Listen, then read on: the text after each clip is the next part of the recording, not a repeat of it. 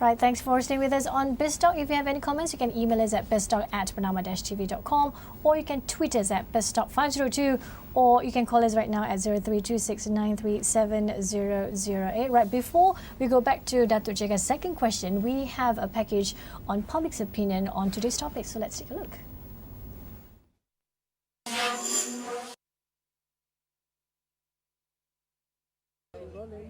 A happy citizen can contribute gradually to the development of our country through increased productivity, and I'm here to get the people's opinion about happiness index in our country.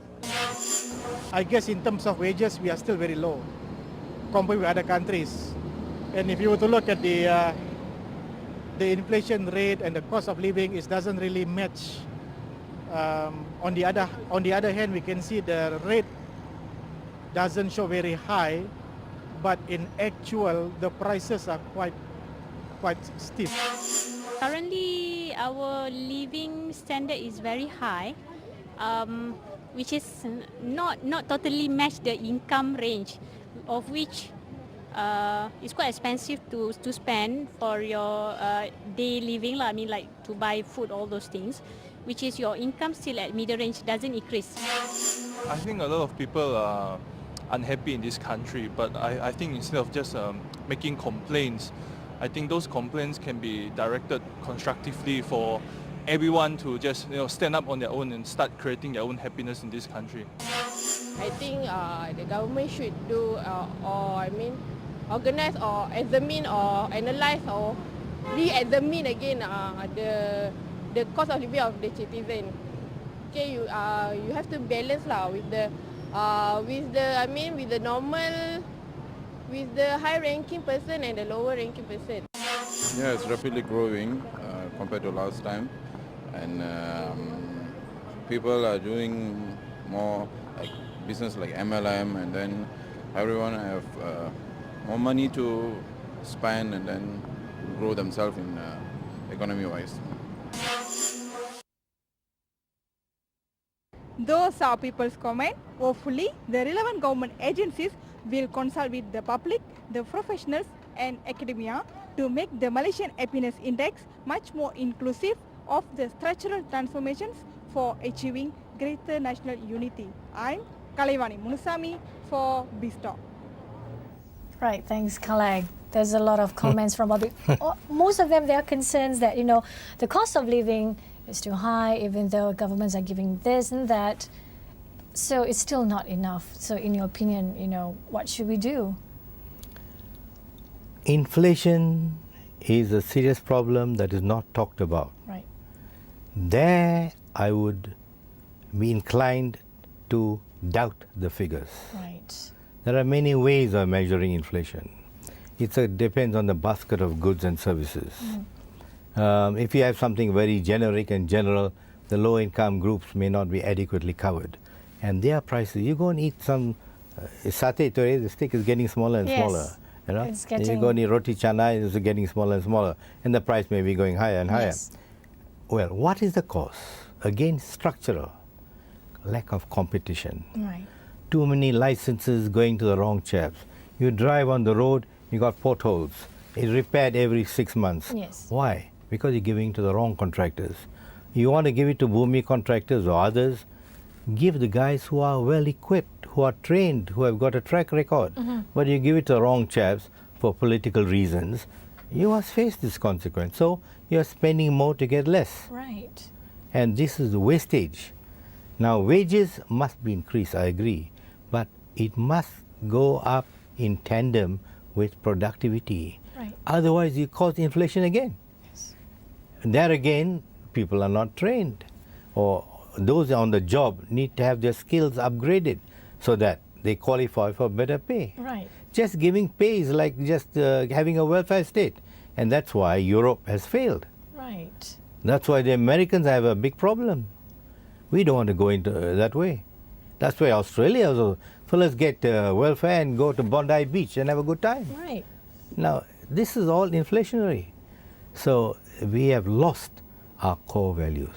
Right. Nilai is lacking. And we must go back to fundamentals, where we teach us to earn an honest day's wage. And it's in the Quran, it's in the Bible, in the Vedas, and everywhere. Be worthy of your wage. But we have forgotten that, and so we are paying the price. Right. I agree it's a struggle. But again, it's leadership and government of the day, whoever they are, who must push for better productivity, greater discipline. That's part of structural change. It's the mindset, that needs structural change too. And we have issues, I call it the 4Ks, that are the evils in our society. C or K, corruption, cronyism, crime, and ketuanan.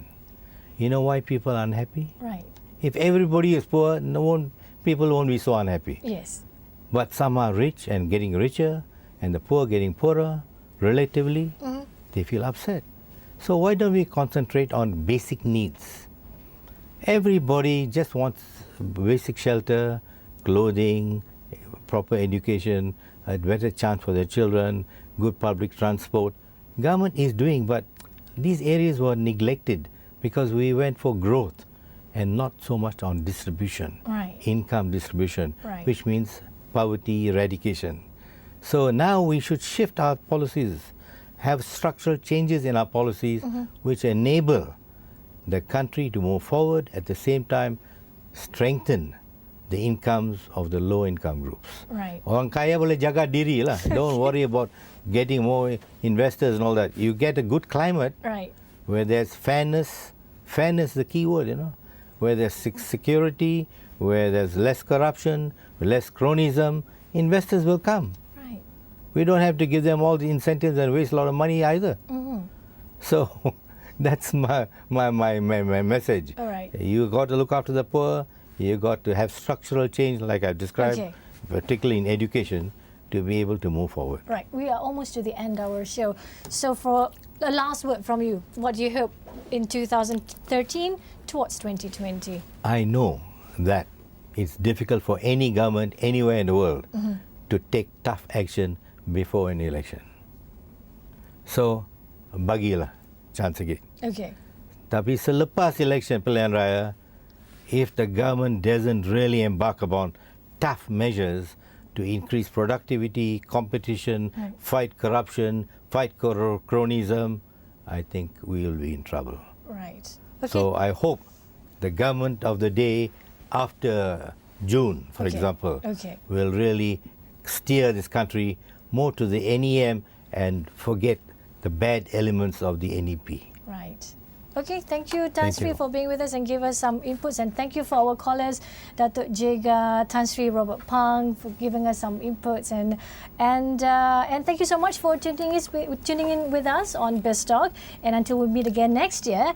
And from BizTalk crew and myself, we would like to wish everyone a happy new year. May 2013 brings happiness and prosperity all year long. Be safe, everyone. And with that, I'm Surati Samsi. Goodbye.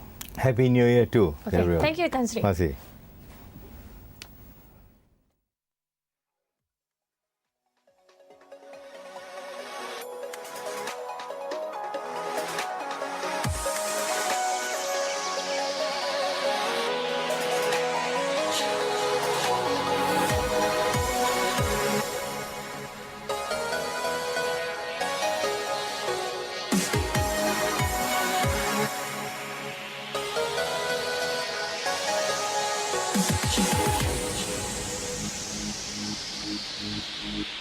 Thank you.